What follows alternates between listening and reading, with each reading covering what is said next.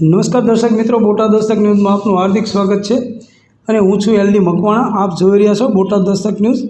હવે પછીના સમાચાર વિગતવાર.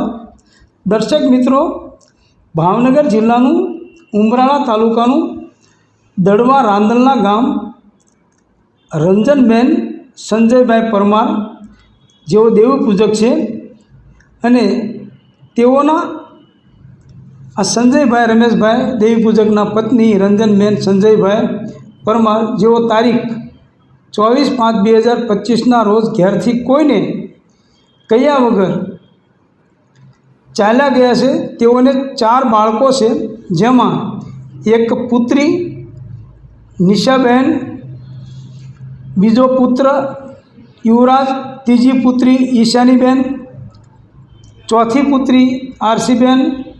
આ તમામ આટલા બાળકો અને એમના પતિ, સાસુ સસરા તેઓને મૂકીને તેઓ ચાલ્યા ગયા છે, જે ખરેખર આ દુઃખદ બાબત કહેવાય. આ તમામ લોકોને આંખમાં ધૂળ નાખી રંજનબેન ઉપર મુજબની તારીખે ઘેરથી ચાલ્યા ગયા છે.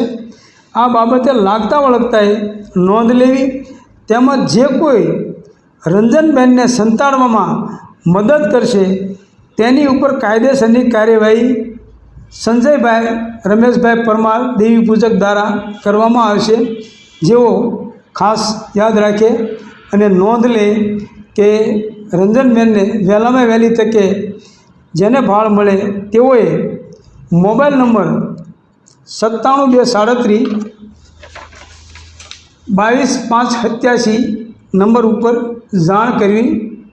મોબાઈલ નંબર 97 237 22 587 ઉપર તાત્કાલિક જાણ કરવી. અગર તો સ્થાનિક પોલીસને જાણ કરવા મહેરબાની કરવી. અને જે લોકો આ બાબતે મદદ કરશે તેઓનો આભાર વ્યક્ત કરવામાં આવશે.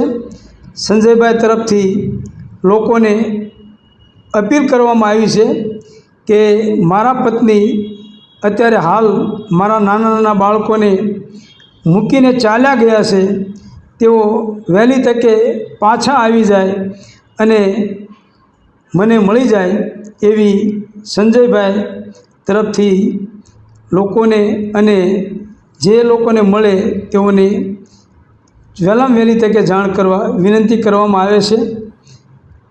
Botad Dastak news, LD Makwana, Botad.